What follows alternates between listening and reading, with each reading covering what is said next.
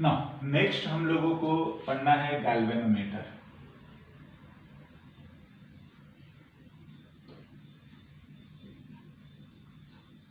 Okay, देखते हैं galvanometer क्या होता है। वैसे इसका नोटेशन हम लोग ऐसे जी लिख देते हैं। इनफैक्ट गैल्वेनोमीटर में जो अरेंजमेंट है उसको मैं समझाता हूं एक बार। क्या है, हम परमानेंट मैग्नेट लेते हैं से आपका ये नॉर्थ है और ये साउथ है, ठीक है ना। मैग्नेट्स ना, मैग्नेट है तो वैसे हम लोगों को ये बात पढ़ना है आगे चल के, बट मैग्नेट की वजह से मैग्नेटिक फील्ड होती है, हाँ जी, जिसको हम लोग बी लिखते हैं। हाँ, ये होता है मैग्नेटिक फील्ड। अभी ड्यू टू किसके है, मैग्नेट है, ड्यू टू मैग्नेट, हाँ जी ना। अब क्या होता है ना कि अगर हम मैग्नेटिक फील्ड में करंट कैरिंग लूप रखें, क्या बोला जा रहा है कि हम इसमें ये कॉइल बोल सकते हैं, है ना, और इसमें करंट सप्लाई करने के लिए आप चाहें बैटरी या जो भी डिवाइस या जैसा भी आप करना चाहें, मेरा पर्पस ये एक ही नहीं, इसमें टर्म्स और भी हो सकते हैं, समझ रहे हैं, हाँ जी। ये हमारा होता है करंट कैरिंग कॉइल, हाँ, इसमें करंट होता है ना। अब जो इसका फंक्शनिंग है वो ये क्या कि अगर हम लोग टॉर्क लिखते हैं तो हम लोग इतना लिखते हैं, मैं याद करने के लिए इतना लिखा हूं। इसको एक्चुअली क्या है ना, हमें क्या बोलोगे मैग्नेटिक फील्ड वाले चैप्टर में पढ़ना है ये कैसे आता है, बट फिलहाल हम ये बोल रहे हैं कि when current carrying loop placed in a magnetic field, हाँ, placed in a magnetic field it will experience torque, और उसी चीज को लिखा है, बी मैग्नेटिक फील्ड है, आई करंट है, एन नंबर ऑफ टर्न है, हाँ जी, और ए जो है एरिया ऑफ कॉइल है। हम इस चीज को लिख लेते हैं, नंबर ऑफ टर्न, हाँ, एरिया जो है ए जो है area of coil, and theta जो लिख रखा है this is angle between area vector and magnetic field, right ना। हम इस चीज को ध्यान रखेंगे।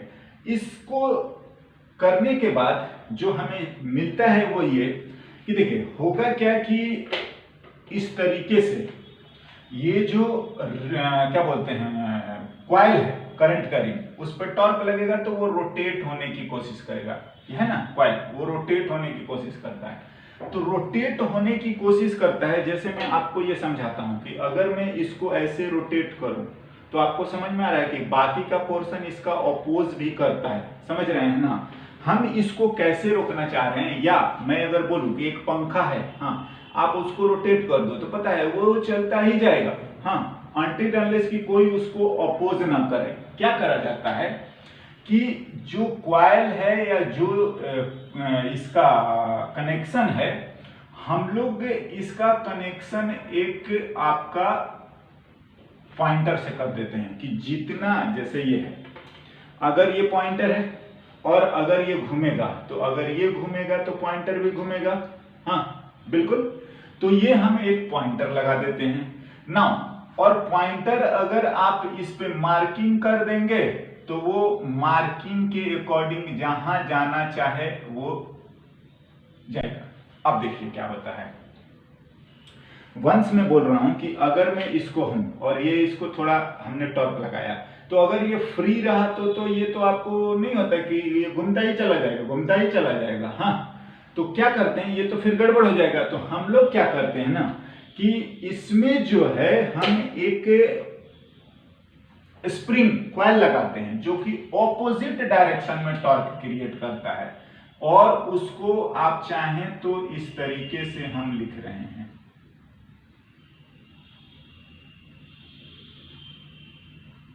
हाँ जी, ये हमारा जो है स्प्रिंग। हाँ, या हम लोग लिख सकते हैं कि ओपोजिस द टॉर्क ड्यू टू किसके, करंट या मैग्नेटिक फील्ड, जो भी है ना।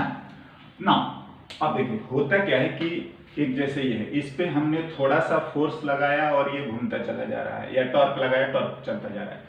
तो जितना आपने इस पे लगाया है उतना ही अगर इधर से ऐसे लगाया जाए तो बीच में जाके रुक जाएगा। जैसे आप इस चीज को समझ सकते हो, क्या स्प्रिंग है, अगर हम किसी वेट को ऐसे छोड़ देते हैं तो ये तो गिरता जाएगा क्योंकि mg लग रहा है। हाँ, लेकिन अगर हम इसको स्प्रिंग से बांध देते हैं तो कुछ दूर जाने के बाद ये अटैच होकर रुक जाता है। क्यों? क्योंकि जितना mg है उतना ही नीचे में स्प्रिंग लगाने लगता है। यही बात रोटेशन में हो रहा है ना, कि जितना टॉर्क करंट की वजह से है उतना ही टॉर्क स्प्रिंग का आता है, और जहां बैलेंस होता है वहां पॉइंटर रुक जाता है। राइट ना, अब हम इन सारे अरेंजमेंट को अब हम नहीं करेंगे। क्या करेंगे वो देखिए, इस पूरी चीज को सीधा सीधा जो ये करंट जा रहा है हम इसको IG बोलते हैं, और लिखते कैसे हैं, नोटेशन अब आपका ये होगा जी, और सिंपल वे में आपका ये आपका IG है। हाँ, ये आपका IG है। राइट ना, जो इसका पॉइंटर को हमको दिखाने की जरूरत होती है वो हम लोग ऐसे दिखा देते हैं। हाँ, और जो करंट है उसी के अकॉर्डिंग जो है इसको हम लोग कैलिब्रेट करते हैं। समझे? कैसे करते हैं वो हम बता रहे हैं आपको। अगर मैं इसको कहीं से लिखता हूं, ठीक है ना, ये देखिए, अगर सॉरी मैं थीटा कुछ अलग लिखा हूं, इसको मैं फाई लिखना चाह रहा हूं। हाँ, देखते हैं क्या है। देखिए ये इतना लिखा जाएगा जहां पॉइंटर रुकता है वो देखिए। अब इस चीज को अब हमारा मैथमेटिकल कैलकुलेशन आएगा और इसी को बात करते हैं। देखो, टॉर्क जो है वो डायरेक्टली प्रोपोर्शनल टू आई है। कैसे? हम मैग्नेट को चेंज नहीं कर रहे हैं फॉर बी, हाँ, और क्या, नंबर ऑफ टर्न भी नहीं चेंज कर रहे हैं, एरिया ऑफ कॉइल जैसा है वो ऐसा ही है, एंड जो अरेंजमेंट हमने बॉक्स में लगा के, मान लो कि ये मैग्नेटिक फील्ड है, ये मैग्नेटिक फील्ड है और ये हमारा एरिया है, तो ऐसे ही एक बार लॉक हो गया अंदर में तो हमने अरेंजमेंट को फिक्स कर दिया। मतलब आप बोलोगे कि थीटा भी जो है हमारा फिक्स हो चुका है, एंड थीटा इज, हाँ, क्या होता है, कांस्टेंट आएगा फॉर अ गैल्वेनोमीटर, क्योंकि ये इंटरनल अरेंजमेंट बार बार चेंज नहीं होता। हाँ, नो डाउट आपका जरूर इन सारी चीजों पर डिपेंड करता है, एरिया, नंबर ऑफ टर्न, लेकिन हम इसको खोल खोल के बार बार चेंज नहीं करा जाता है। और क्या है ना, तो जो टॉर्क है वो आई के प्रोपोर्शन है। हाँ, और आप जानते हो कि जो ये फाई है, हाँ, टॉर्सनल कांस्टेंट, हाँ, ये जो टॉर्क होता है वो सी फाई होता है, या हम लोग लिखें कि टॉर्क जो होता है वो directly proportional to angular rotation. हाँ जी, वंस ये दोनों बराबर हो जाए तो वहां रुक जाएगा। दैट इज मैं ये बोलना चाह रहा हूं, टॉर्सनल कांस्टेंट सी है, दैट इज मैं ये बोलना चाह रहा हूं 1 और 2 को मिलाओगे तो जो आपका फाई है वो डायरेक्टली प्रोपोर्शनल टू आई है, सम कांस्टेंट, या फाई को हम लोग लिख सकते हैं एंगुलर डिफ्लेक्शन सम के टाइम्स आई। हाँ देखिए चुपचाप 2 एम्पियर गया तो मान लो कि 4 डिग्री गया, तो वहां हम लोग 4 डिग्री पर 2 एम्पियर लिख देंगे।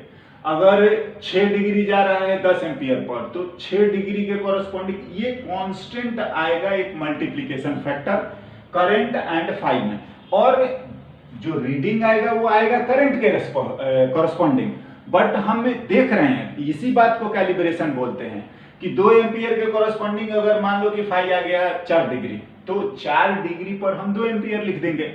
सिमिलरली 6 डिग्री पर 10 एम्पियर लिख देंगे एंड सो ऑन, कैलिब्रेट कर देते हैं ना। कॉमन मैन वो यहाँ कैसे कनेक्ट करेगा, उससे जितना करंट जाएगा उसके कॉरस्पॉन्डिंग उसका रीडिंग एम्पियर में बता देगा ना। अब बात आती है, हाँ जो ये कांस्टेंट के लिखा है वो भी एक कांस्टेंट है, राइट ना। अब आता है कि इस चीज को कुछ प्रिंसिपल और कुछ जो बात है, ठीक है ना, लिखते हैं।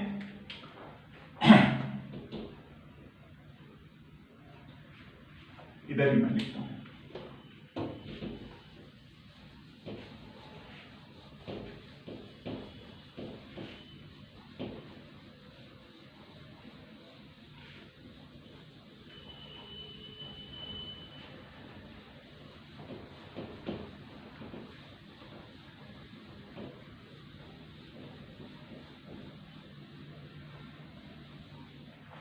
है ना, क्या है प्रिंसिपल ऑफ गैल्वेनोमीटर अगर हम लोग बात करें,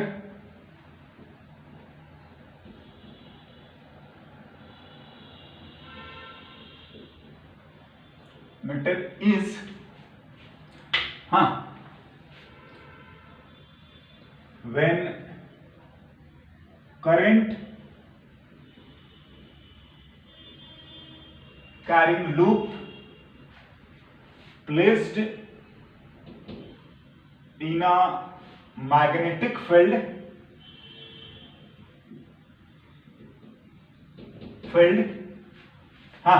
then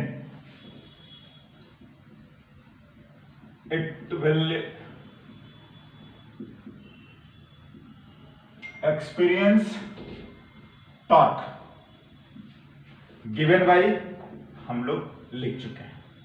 हाँ जी, आप ध्यान रखिएगा, थोड़ा याद करने में सिंपल है, बिना साइन थीटा, है ना।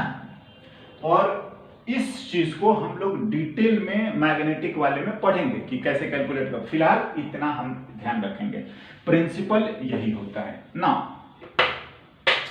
अब आगे से क्या है, हाँ कि हमारे लिए गैल्वेनोमीटर ये सब बात नहीं, अगर पूछता है तभी इन चीजों को बोलना या समझना है, नहीं तो हमारे लिए गैल्वेनोमीटर बस जी, एक इसका आईजी और एक इस क्वाइल का, इंटरनल क्वाइल का रेजिस्टेंस आर जी लिखते हैं।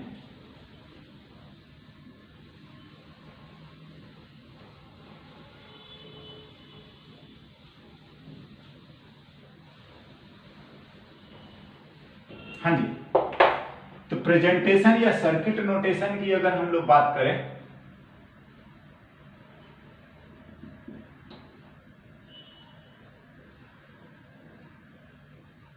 तो सिंपली हम लोग जी लिखते हैं, और इस पूरे अरेंजमेंट को अगर बात करोगे तो इसका आई जी लिखा जाता है और क्वाइल का रेजिस्टेंस को आर जी लिखते हैं। क्या आईजी जो है हम इसको लिखते हैं फुल डिफ्लेक्शन करंट,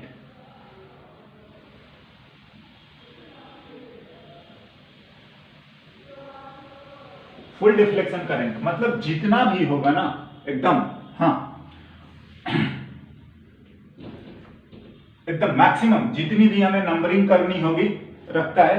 दूसरा एक टर्म हम लोग आरजी भी लिख लेते हैं, आरजी जो होता है resistance of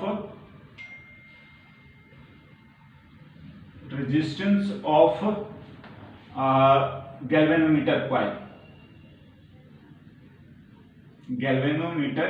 coil, right now. बस हमारे लिए अब गैल्वेनोमीटर इतना ही रहेगा, IG एंड RG। अगर आपके पास ये इंफॉर्मेशन दिया है तो हम ये भी लिख सकते हैं कि VG कितना होगा, यानी कि maximum potential difference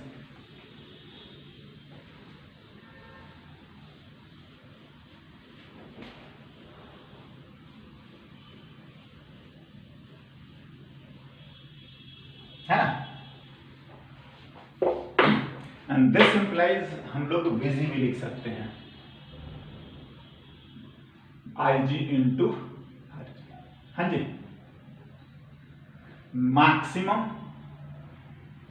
potential difference. हाँ ना, अब ध्यान रखिए, अब इसी गैल्वेनोमीटर को हम लोग करंट मेजर करना होता है तो एमीटर बनाते हैं, एंड इसी गैल्वेनोमीटर को अगर हम लोग पोटेंशियल मेजर करना होगा तो हम लोग वोल्टमीटर बनाते हैं। मतलब गैल्वेनोमीटर जो है वो दोनों का पार्ट है, या हम बोले कि गैल्वेनोमीटर ही ओरिजिनल डिवाइस है, बेसिक डिवाइस है, उसमें कुछ चेंजेस कुछ मॉडिफिकेशन करके हम लोग क्या करते हैं कि एमीटर बनाते हैं एंड इसको वोल्टमीटर भी बनाते हैं ना। अब एक बात और इससे हटके, क्या एक्सपेरिमेंटली अगर आप ऑब्जर्व करेंगे ना तो हम एक टर्म डिफाइन करते हैं, current sensitivity.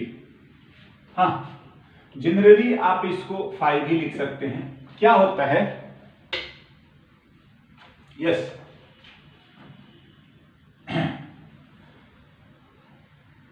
The current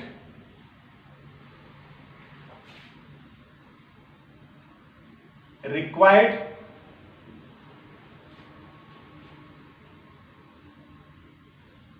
per deflection.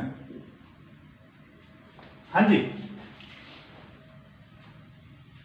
बोला ये जा रहा है ना कि जैसे हमारा ये क्या बोलते हैं कि मार्किंग है, तो यहां से पर डिफ्लेक्शन के लिए हम ये लिखें तो उसके लिए कितनी करंट की रिक्वायरमेंट है, उसी चीज को हम लोग बोलते हैं, आप क्या बोलोगे, करंट सेंसिटिविटी। मतलब अगर हम लोग IG की बात करें, हाँ, अगर करंट सेंसिटिविटी दिया हुआ है ना 5, तो अगर आप बात करोगे कि हम IG लिखें तो IG लिखने का मतलब तो ये है कि आपका फुल डिफ्लेक्शन करंट है, तो फाई जो होता है एक डिवीजन के लिए करंट रिक्वायरमेंट है, तो हमें इसको नंबर ऑफ डिवीजन से मल्टीप्लाई कर देंगे तो हमारा पूरा करंट निकल जाएगा। या इसी चीज को अगर हम लोग बोलें कि IG को जो है टोटल नंबर ऑफ डिवीजन, हाँ ना, देखिए टोटल नंबर ऑफ डिवीजन जो है n, वहां पर ऐसा करते हैं, नोटेशन को थोड़ा डिफरेंट कर लेते हैं, n को हमने अलग लिखा था, है ना, कंफ्यूजन ना हो। n जो है वो आपका टोटल नंबर ऑफ डिवीजन है। हाँ ना, अपार्ट फ्रॉम दिस, ठीक है ना, जैसे हम मान लेते हैं कि 2 एम्पियर, हाँ 2 एम्पियर जाने से एक क्या बोलते हैं डिफ्लेक्शन आता है, या इस डिवीजन भी लिख सकते हो, है ना, पर डिवीजन, राइट। तो एक डिफ्लेक्शन के लिए 2, तो अगर 4 डिफ्लेक्ट हुआ है तो आप समझ ही गए हो कि 8 एम्पियर करंट जा रहा होगा। तो ये ऐसी बात है करंट सेंसिटिविटी। नाउ कि डिवाइस थोड़ा अच्छा हो, इसलिए हम करंट सेंसिटिविटी जो है ना इसका बहुत बोल सकते हो कि हाई रखते हैं, या हम बोले कि करंट की जो फुल डिफ्लेक्शन की जो वैल्यू है ना वो आपका बहुत ही कम रहता है। हाँ, या हम बोले कि नंबर ऑफ डिवीजन बढ़ा देते हैं। क्या फुल डिफ्लेक्शन करंट जो होता है ना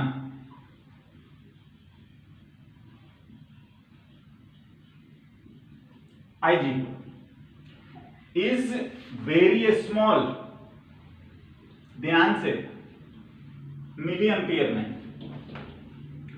फॉर बेटर सेंसिटिविटी।